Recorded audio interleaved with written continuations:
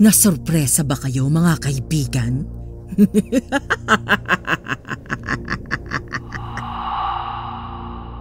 Sinasabi ko na nga ba eh. Kaya iba ang pakiramdam ko sa'yo kaninang nagkadaupang palad tayo. Ikaw palang prinsesa ng mga bangkilang masasama. At hindi rin ako nagkamali.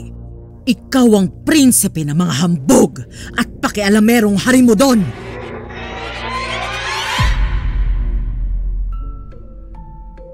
Bantog ang isang dalaga sa isang probinsya sa larangan ng pakikipaglaban nito sa mga aswang. Wala siyang kinatatakutan, maski ano pang klase ng kampo ng kadiliman ang haharapin nito. Ang pangalan niya ay Elena, isang espiritista at antingera. Hindi basta ordinaryong gabay lamang ang nagbabantay at tumutulong sa dalaga para makapanggamot. Isa kasi itong engkanto na nananahan sa tangan niyang mutya. Sanggol pa lamang siya ng mapulot na mga kinagisnan niyang mga magulang ay nakasuot na ang mutyang yon sa kanyang leeg. Ang sino mang magtangkang magtanggal ay napapaso ang mga kamay. Ang mas hindi pa kapanipaniwala dito ay sumasabay ang kwintas sa paglaki ni Elena. Isang araw, habang naglalakad ang dalaga, ay nakita siya ng kababatang si Tirso. Nilapitan siya kaagad nito para kausapin. Hi Elena! Saan ka pupunta? Pwede ba makisabay? Ah, ikaw pala. Ha? Sigurado kang sasabay ka sa akin, Tirso? Hindi ba takot ka sa mga multo? Di naman lingid sa kaalaman mo na isa akong espiritista at nakakakita ako ng multo, hindi ba? Elena naman oh. Gusto ko lang namang sumabay sa iyo eh. Tapos, multo na kaagad ang sinabi mo. At parang tatakutin mo na naman ako niyan eh. Hindi, joke lang. Bakit ka nga pala sasabay sa akin? Sa bayan ako pupunta para mamili ng iluluto kong maibibenta sa mga magiging pasyente ko. Sasama ka ba? Oo. Sana. Yun kung papayag ka. Oo naman. Basta tignan mo muna yung dugo ang lalaki dyan sa likuran mo. Ha? Ay! Wag na pala. Diyan ka na nga. Ang salbahay mo talaga sa akin kahit kailan. Ay naku, Tirso, bilisan mo! Takbo!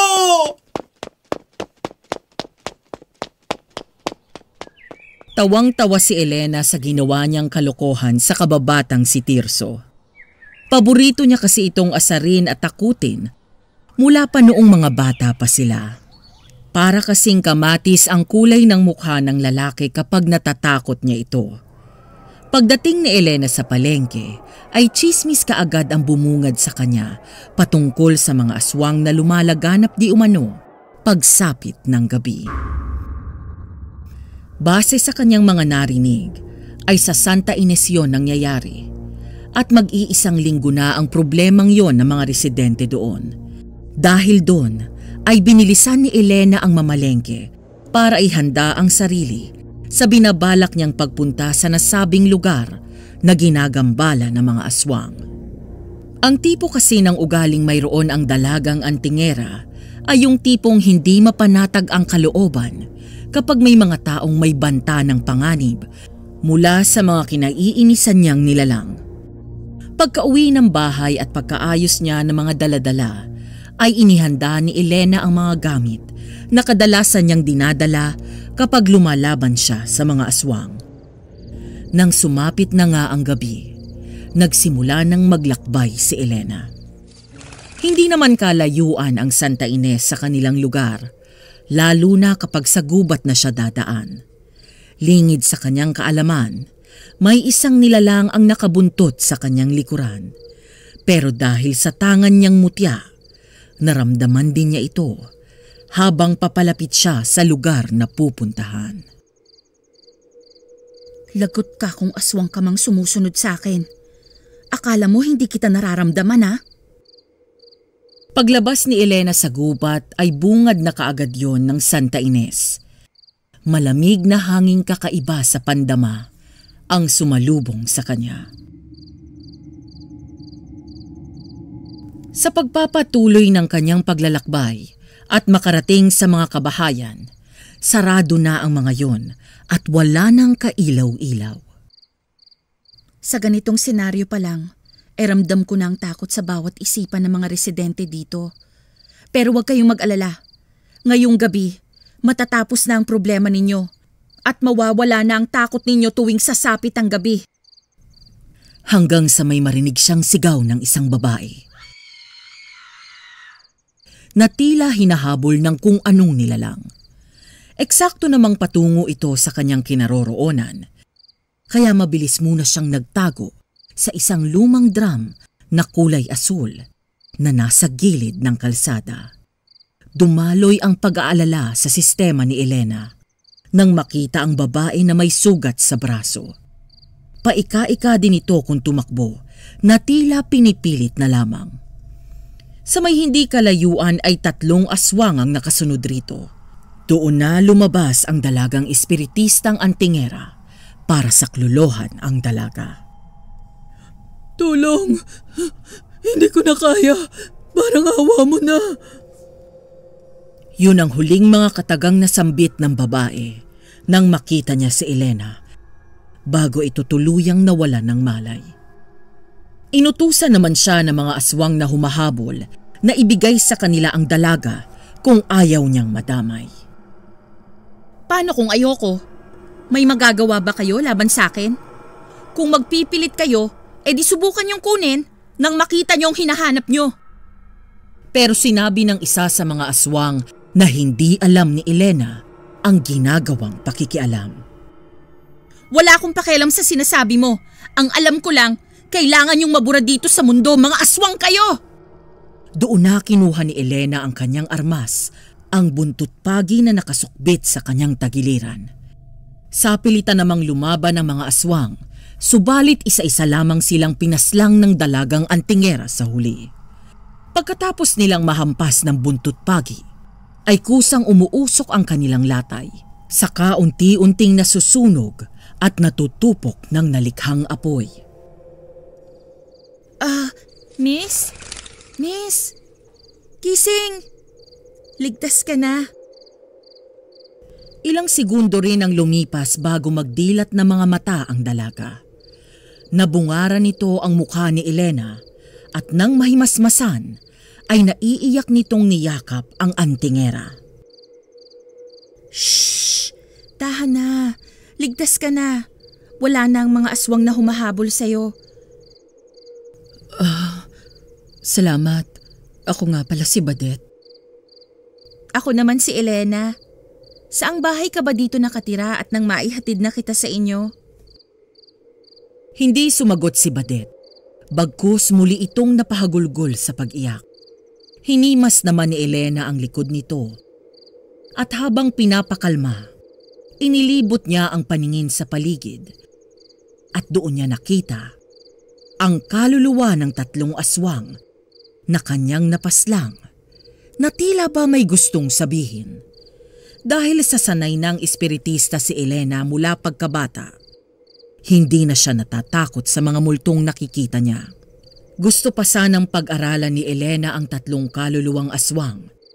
Subalit nabaling ang kanyang atensyon sa dalagang sinaklolohan sapagkat bumagsak ito sa lupa at nawalan muli ng malay.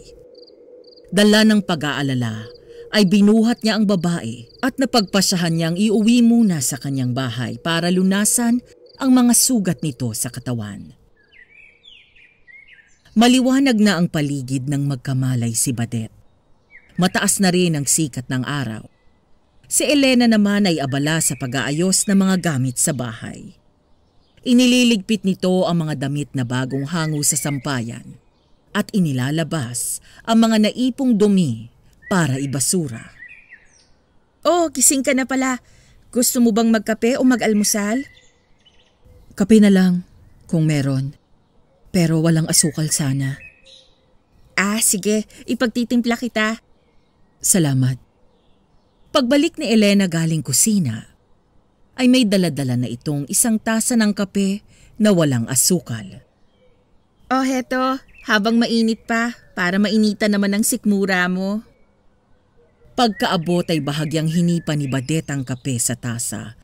Saka siya uminom. Nakatatlong lagok siya bago niya ito ilapag sa mesa. Siya nga pala, salamat sa pagkakaligtas mo sa akin kagabi ha. Kung hindi dahil sa'yo, malamang napatay na ako ng mga aswang na humahabol sa akin kagabi. Sus, wala yun. Obligasyon ko naman talaga ang ipagtanggol ang mga taong ginugulo ng mga aswang. Basta may babalitaan akong lugar na ginugulo nila, kaagad kong pinupuntahan. Tumango lamang si Badet sa kamuling ipinagpatuloy ang paghigop sa kape. Nagpasya din si Elena na iwan muna ang dalaga para makapagpahinga ito ng mabuti. Sa kanya ito tatanungin kung ano ang punot dulo kung bakit siya hinahabol ng mga aswang. Pagsapit ng tanghali, naihanda na rin ni Elena ang pananghalian nila ni Badet. Nakasalukuyang natutulog. Ginising niya ito para makakain, sapagkat kape lamang ang pinangagahan ng dalaga.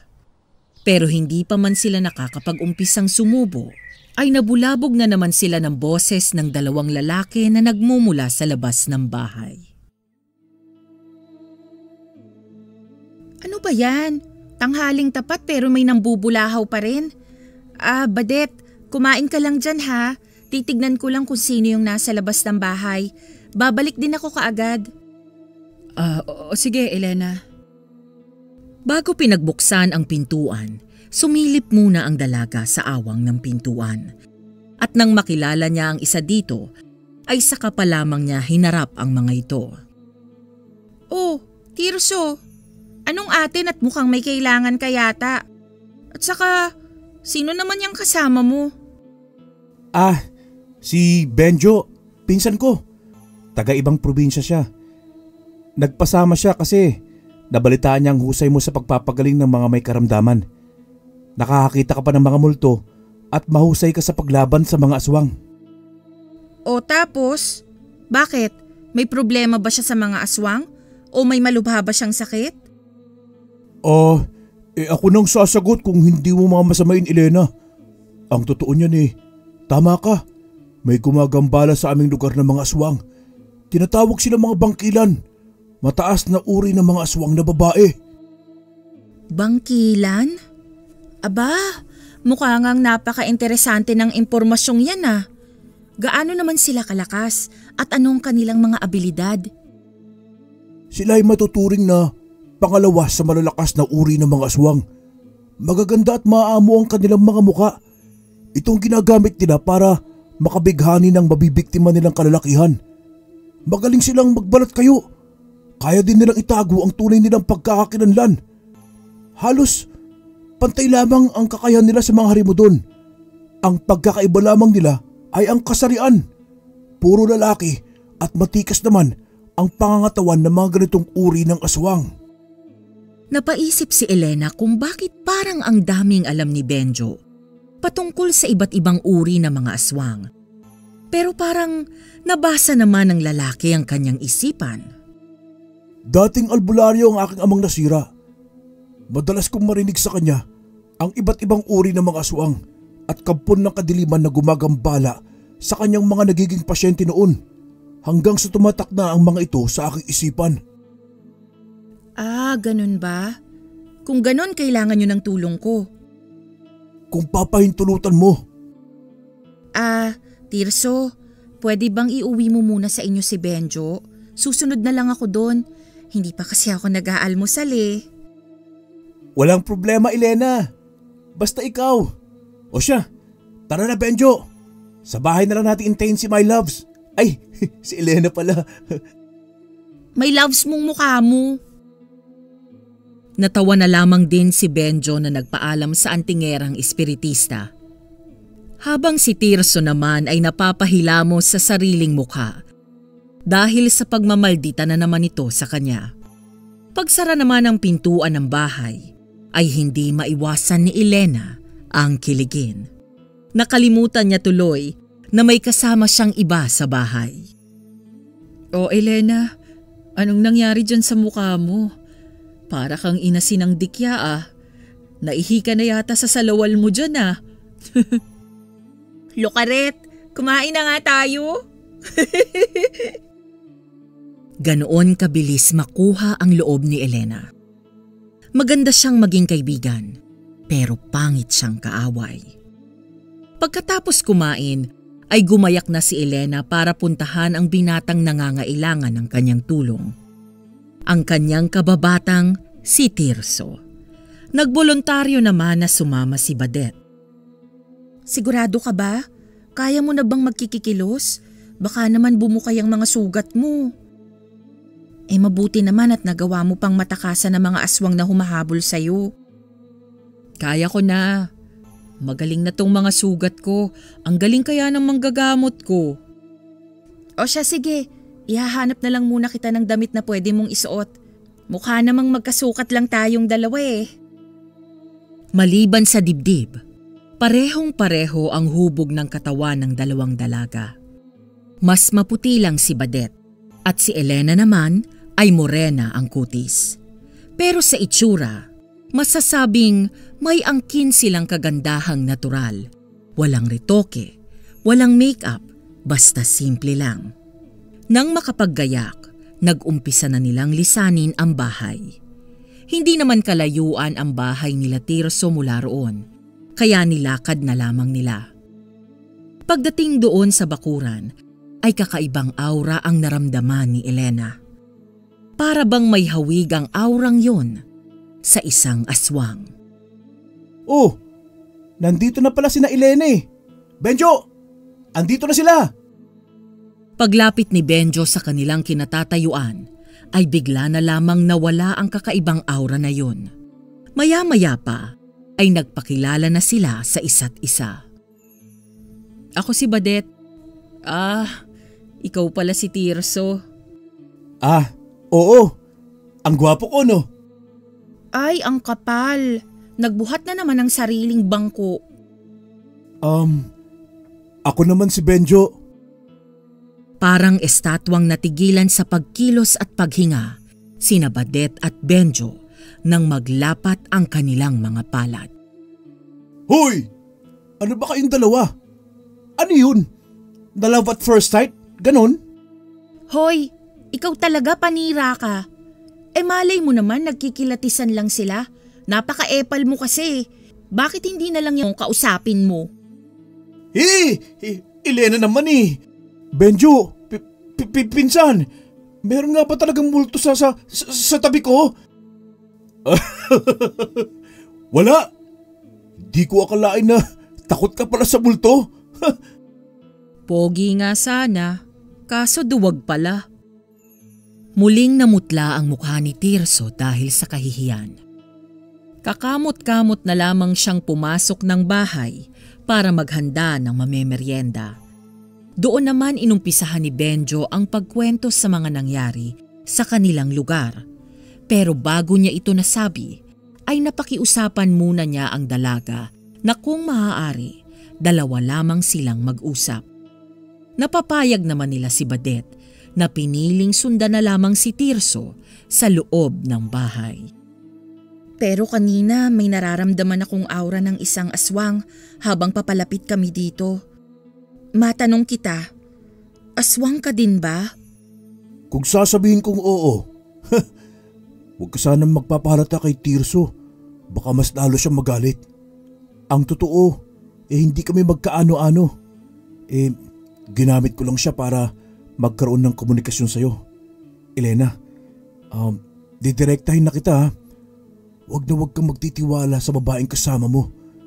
Mag-iingat ka sa kanya. Ha? Kay Badet? Pero bakit? Pero bago pa nasagot ni Benjo ang tanong ni Elena, ay dumating papalabas sina Tirso at Badet na may daladala ng mga merienda. Uy, mukhang napakaseryoso ng usapan niyo ah. Tara, gutom lang yan. Magmerenda muna tayo. O sige ba? Si Tirso at Elena ay talaga namang nilantakan ang bawat meriendang nakahain sa kanilang mga plato.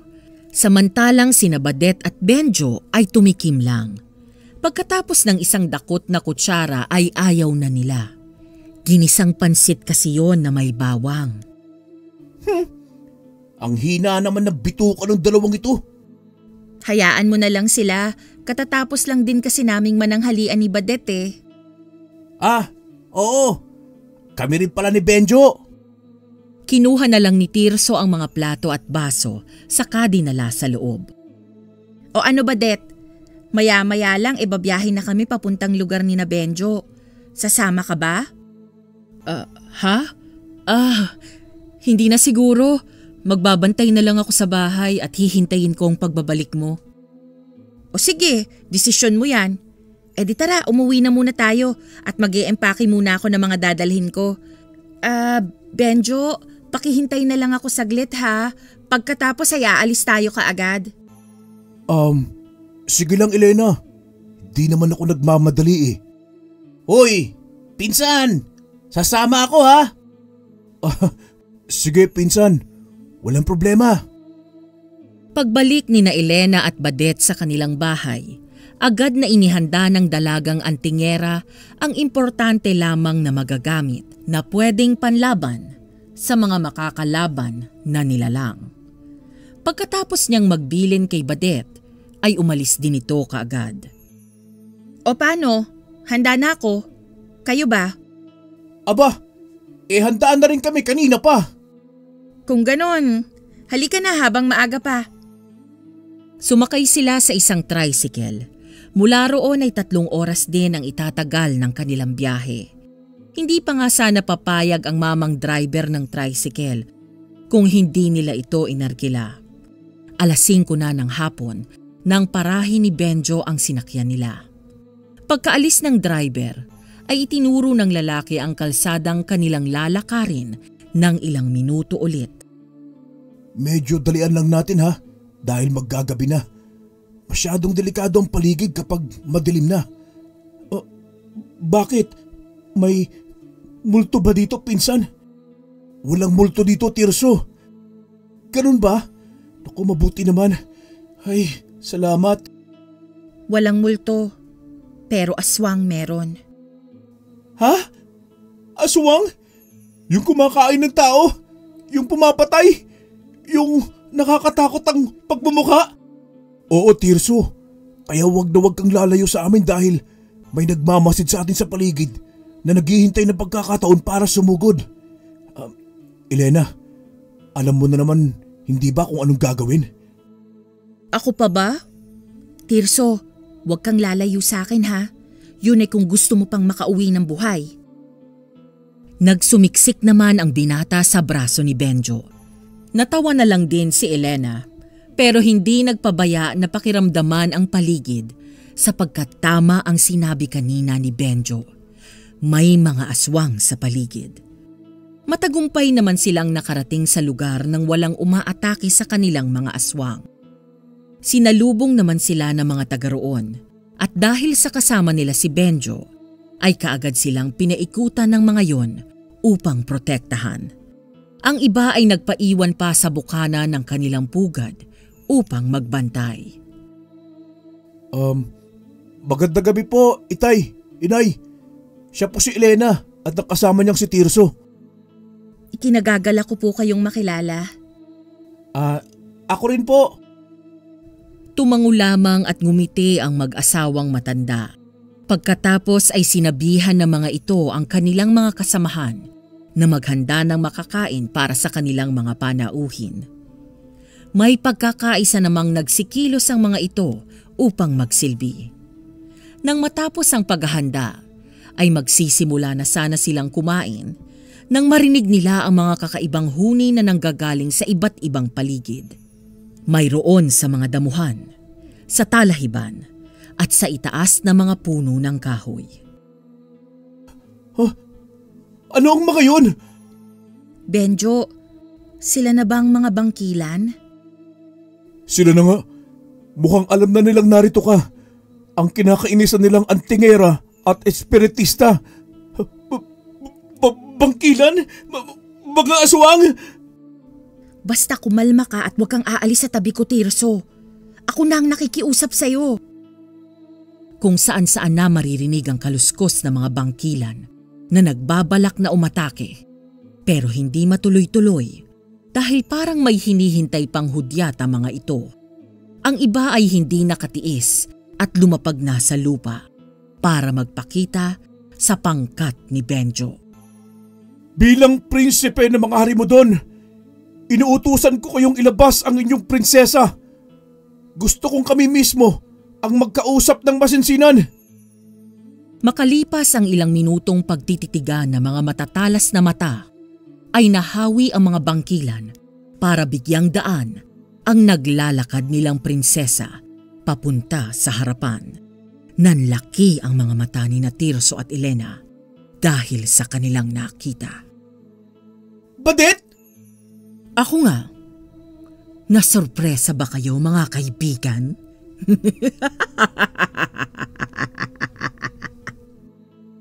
Sinasabi ko na nga ba eh. Kaya iba ang pakiramdam ko sa iyo kaninang nagkadaupang palad tayo. Ikaw palang prinsesa ng mga bangkilang masasama. At hindi rin ako nagkamali. Ikaw ang prinsipe ng mga hambog at pakialamerong Harimudon. Benjo? Aswang ka?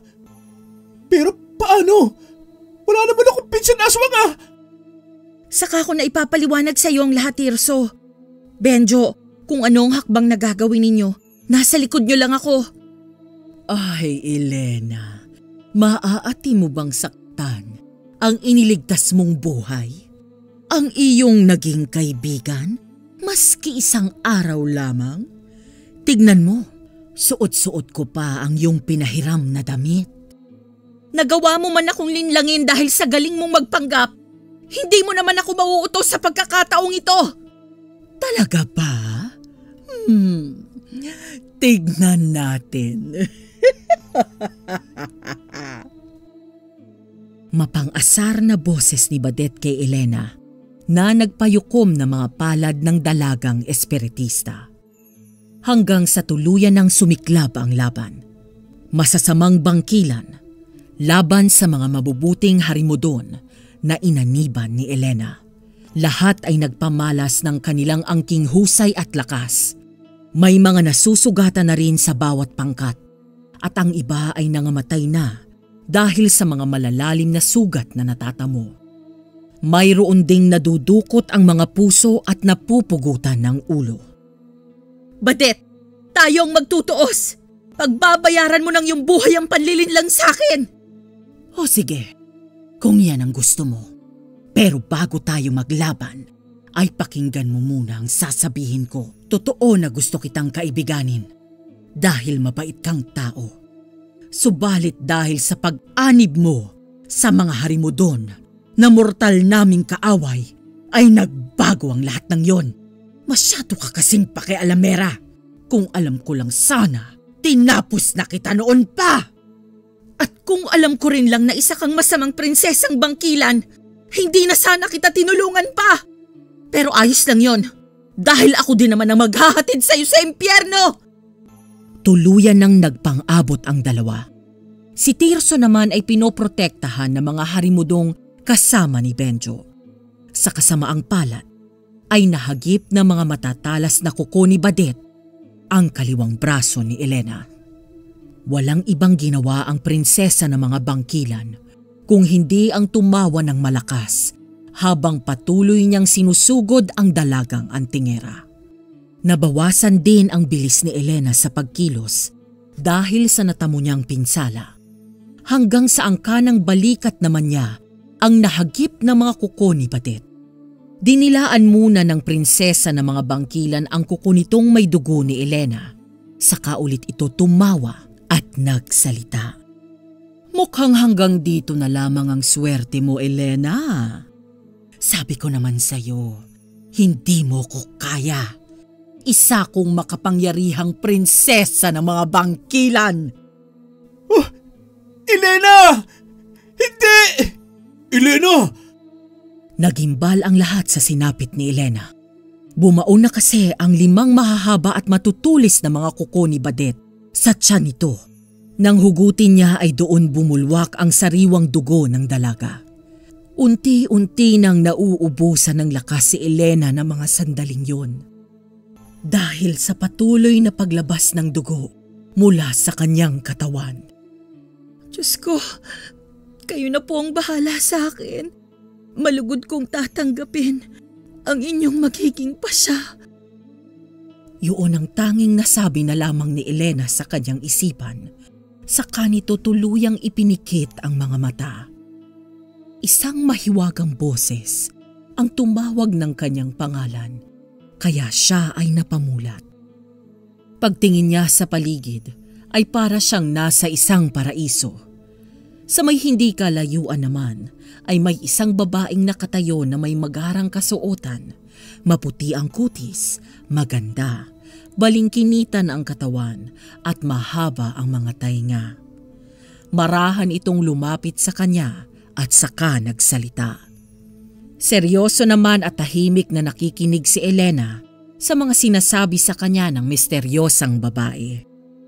Nagpakilala ang babae sa pangalang Rima at ipinagtapat nito na isa siyang engkanto. Siya din ang matagal nang gumagabay kay Elena bilang isang espiritista at antingera. Sa mutya ng dalaga siya naninirahan.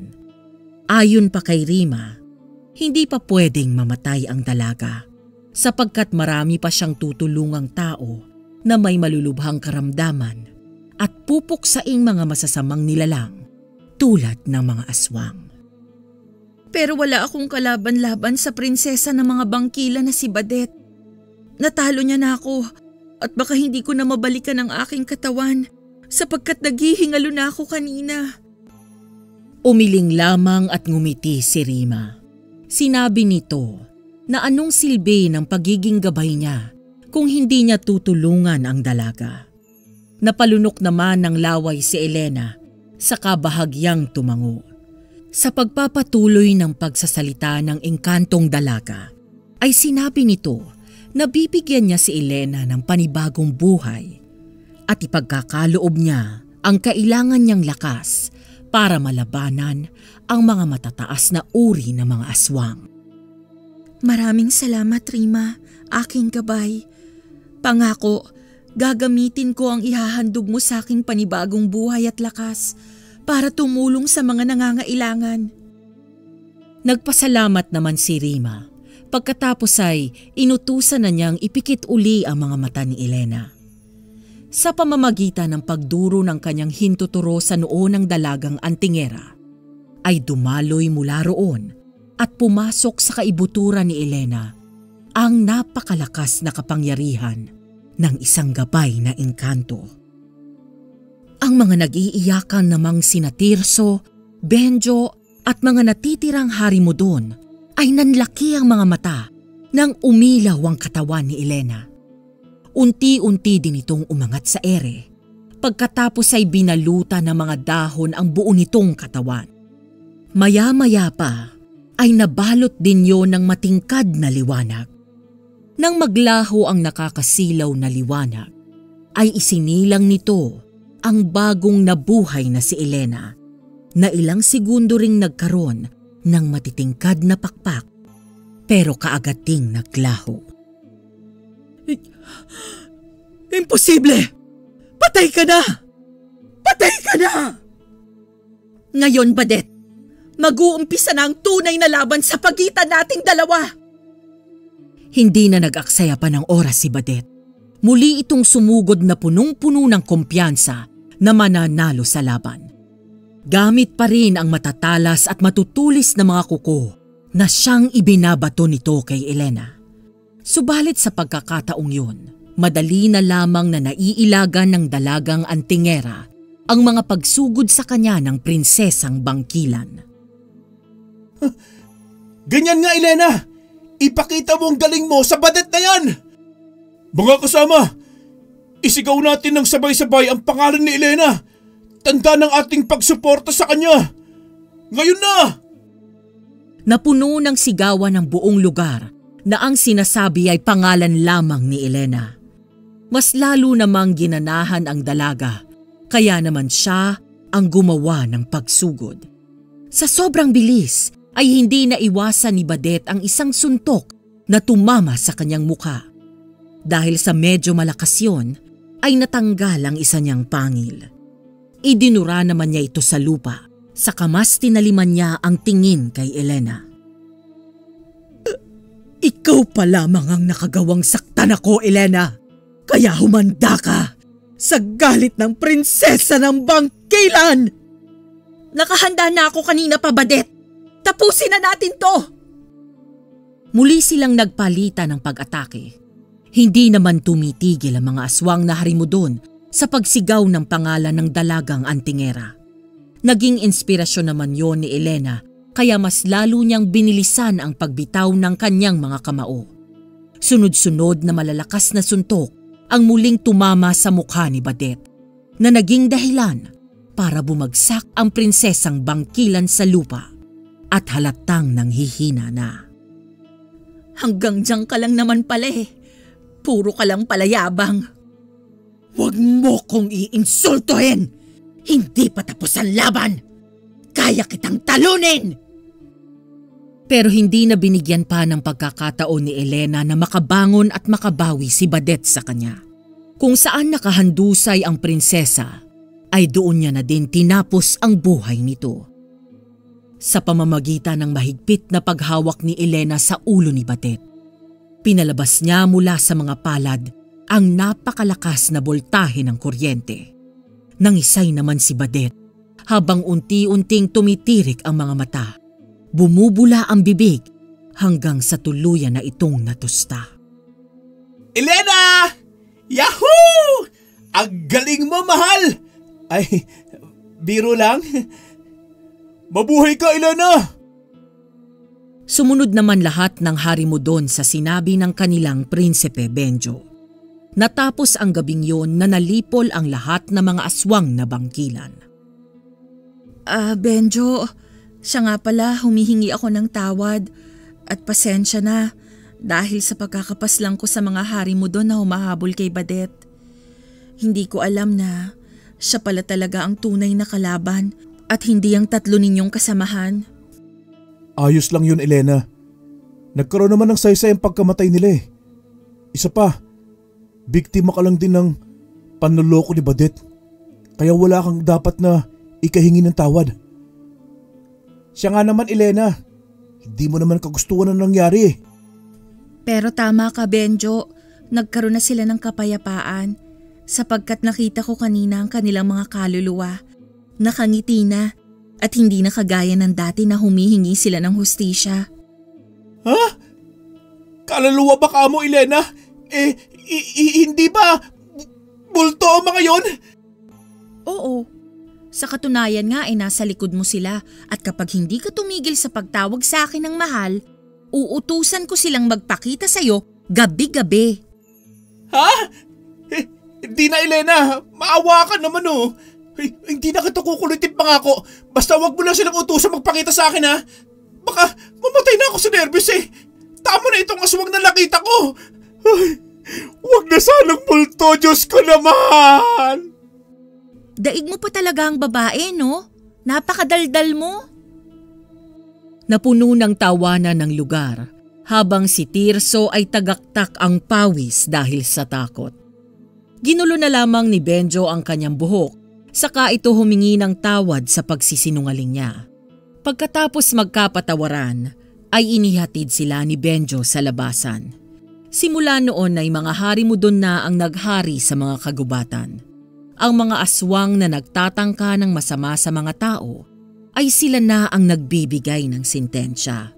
Ipinagpatuloy naman ni Elena ang panggagamot at dumadayo pa siya sa iba't ibang lugar. Sa tiyaga naman ni Tirso sa panliligaw sa dalagang antingerang espiritista ay nagkatuluyan din sila sa huli. Siya lang din kasi ang bukod tanging binata na may lakas ng loob na ligawan si Elena. Lumipas ang ilang mga taon at nabiyayaan din sila ng 2 anak, isang babae at isang lalaki. Hindi naman itinigil ni Elena ang panggagamot at hanggang sa kanyang pagtanda ay hindi niya tinalikuran ang propesyon niyang yon. hanggang sa huling sandali ng kanyang buhay. Hindi na niya ipinamana pa sa kanyang mga anak ang karunungan niya at bertud dahil gusto niyang maging normal ang pamumuhay ng mga ito.